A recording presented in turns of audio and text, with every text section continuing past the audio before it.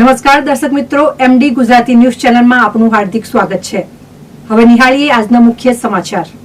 નમસ્કાર દર્શક મિત્રો, આપ જોઈ રહ્યા છો એમડી ન્યૂઝ ગુજરાતી। તો જોઈએ આજના મહત્વના સમાચાર બનાસકાંઠાથી અમારા સંવાદદાતા અનવર ખાન સાથે।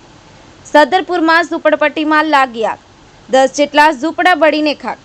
પાલનપુર તાલુકાના સદરપુર કાજુની ફેક્ટરીની પાછળ નગરપાલિકાના વેસ્ટ કલેક્શનના મજૂરોની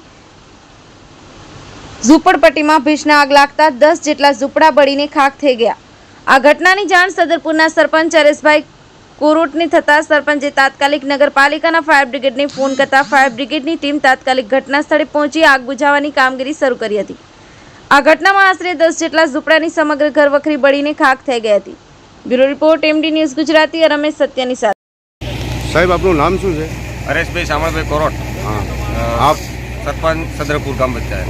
તો સાહેબ, આ બનાવ બન્યો છે જે આગ લાગેલી છે ઝૂંપડામાં, એ કોણ રહેતું હતું ને આ ઝૂંપડાના અંદર નગરપાલિકાના વેસ્ટ લગેજીના મજૂર રહેતા હતા। હા, અને આગ લાગવાનું કારણ એવું લાગેલું છે કે મજૂરે જે ટાઈમે સવારમાં રોજી એમની ચૂલા ઉપર રોધતા હોય છે, હા, એટલે કંઈક ને કંઈક તેમની સરસ ચૂકથી બોલાવવાનું રહી ગયું છે, એના કારણે આગ લાગી। કોઈ સાહેબ જાનહાનિ તો થઈ નથી ને? કોઈ જાનહાનિ નહીં થઈ, એમના ઝૂંપડાને બળી ગયા અને થોડો એમનો સામાન ઘર વખરી બળી ગઈ છે।